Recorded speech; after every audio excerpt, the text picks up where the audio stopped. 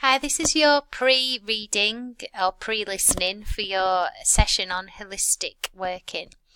So this is a story that I'm going to tell you, and it'll hopefully get you in the right sort of mindset for this session that you've got with myself and Annette. So this is a tale of two brickies. Meet Colin and Ted. Both work as bricklayers for a local company. They've been friends for years and always worked together since leaving school. One day they were both working on a job that involved working from great heights. Unfortunately, it was a very windy day, and they were both up a ladder, and the ladder fell to the ground, resulting in them both breaking their legs. It was really ironic, as they both broke the leg in the exact same bone. The consultant couldn't believe that he had two people with identical fractures. Colin was disappointed, as he loved his jobs, and he really wanted to get back to work. So he worked really well with the OTs and the physios, took on board all their advice, and he was soon back home. He insisted on an early discharge and had a bed downstairs. Ted, on the other hand, felt very frustrated. He didn't like being told by the OTs and physios, telling him what to do. He was a lot older than them, and he felt that he knew best. He refused to go home with a bed downstairs, so he was in hospital for 2 weeks longer than Colin. Colin made real progress. He was soon off his crutches and walking with a stick. Ted decided to go against advice and continue using his crutches. He was scared of falling again and didn't want to injure his already injured leg. Colin soon got back to the walking without the need of a walking aid, and he was able to get to the shops just for small errands like getting a pint of milk, but it made him sort of give a real sense of achievement as he was doing something for himself. Ted was fearful to leave the house and instead asked family members to run errands for him. Colin kept trying to motivate Ted and would call round for him on a regular basis to see if he wanted to go to the shop, but Ted always declined and eventually stopped answering the door when Colin called.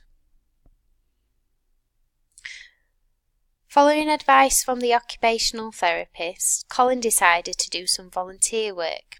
He knew he wasn't fully fit for work because he didn't have the stamina at the moment for his old job, so he decided to volunteer for a local charity working with war veterans. He loved this, and he found he could relate to the veterans, having been through what he'd been through with his leg. And he also got back to playing golf, which was something he loved to do, and he even started taking a few of the veterans golfing. He did so well at the volunteering that when a new role of volunteer coordinator came up, he went for the post and was successful. Although he loved bricklaying, he'd found a new passion for working with these kind of people, and he really found something he could be good at, but it was also extremely rewarding. He felt guilty about accepting the post, so he spoke to his old boss at the bricklaying company. His boss totally understood and really valued that Colin had spoken to him about it. Colin offered to come back and do some voluntary workshops for the new apprentices, and his boss gladly accepted. Ted unfortunately never returned to work. He developed a very bad back and neck as he continued to use the crutches. He also became very low in mood and extremely anxious whenever he had to leave the house for a doctor's appointment. Many years later, Colin was walking down the local high street, and he saw an older gentleman in an electric scooter who stopped him and said, "My old friend Colin, long time no see." Colin didn't recognise the man at first, and then realised it was Ted. He was shocked to see him looking so aged and in a scooter, and he asked Ted, "Goodness, mate, what happened to you?"